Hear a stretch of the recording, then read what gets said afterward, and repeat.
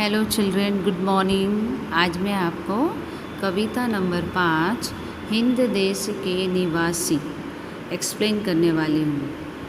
कविता का शीर्षक है हिंद देश के निवासी। हिंद मतलब हिंदुस्तान, हिंदुस्तान के में रहने वाले लोग। इस कविता को पहले मैं गाकर सुनाऊंगी, फिर उससे उसकी एक एक पंक्तियाँ आपको समझाऊंगी। तो बच्चों, पहले आप कविता को ध्यान से सुनिए।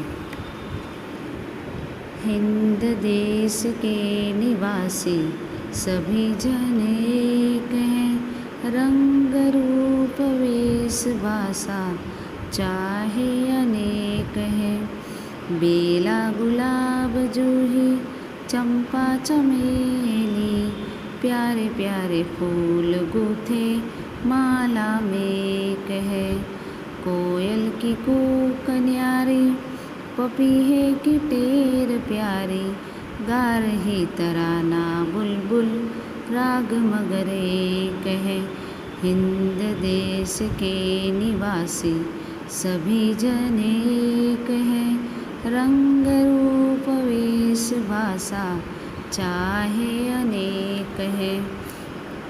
गंगा यमुना ब्रह्मपुत्र कृष्णा कावेरी, जाके मिल गई सागर में हुई सब एक है।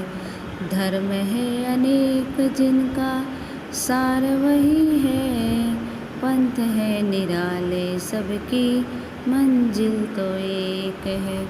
हिंद देश के निवासी सभी जन एक हैं, रंग रूप वेश भाषा चाहे अनेक है। बच्चों, कवि ने इस कविता के द्वारा यह हमें समझाया है कि हमारे भारत देश में अनेक धर्म के लोग निवास करते हैं और अनेक भाषाओं का उपयोग करते हैं। फिर भी अनेक भाषाएं, अनेक धर्म होने के बावजूद हमारे यहाँ अनेकता में एकता हमारे भारत देश की विशेषता है। कवि यह कहते हैं कि भारत ही एक ऐसा देश है जहाँ पर विभिन्न जाति, विभिन्न धर्म के लोग निवास करते हैं। हिंद देश के निवासी सभी जन एक हैं, मीन्स हिंदुस्तान में रहने वाले सभी लोग एक ही हैं, चाहे उनके रंग रूप वेश भाषा भले ही अलग हो। बेला गुलाब जूही चंपा चमेली, प्यारे प्यारे फूल गूथे माला में एक है।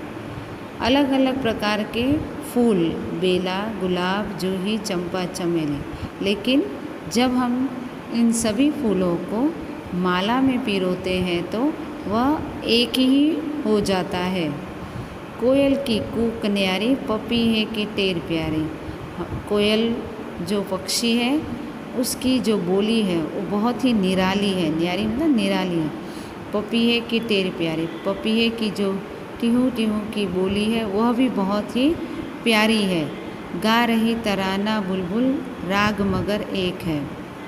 और बुलबुल की आवाज़ भी अलग है, लेकिन सभी पक्षियों की आवाज़ अलग अलग होने के बावजूद भी सभी के राग एक ही हैं।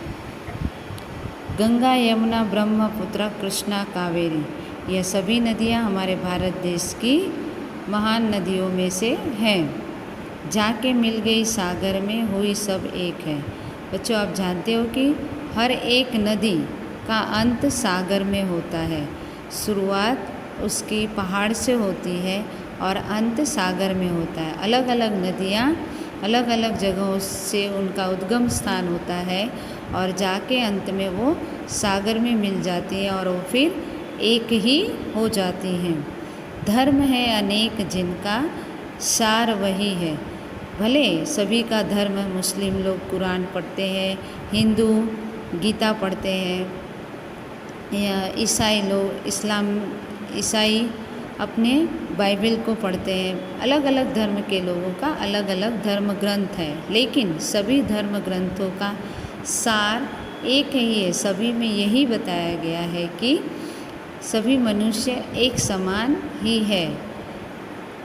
रंग है पंथ है निराले, सबकी मंजिल तो एक है। भले सबके रास्ते अलग अलग हैं, पंथ मतलब रास्ते भले सबके अलग अलग हैं, लेकिन हर एक मनुष्य की मंजिल तो एक ही है। यहाँ पर कवि यही समझा रहे हैं कि भले प्रकृति में भी बदलाव आता है, प्रकृति में भी अलग अलग ऋतुएं होती हैं, फल फूल पौधे सभी अलग हैं, लेकिन सब एक ही है। उसी तरह मानवीय जीवन में भी भले धर्म जाति बोली अलग होते हुए भी सभी लोग एक ही हैं। इसीलिए हमें भेदभाव छोड़कर एक समान होकर रहना चाहिए।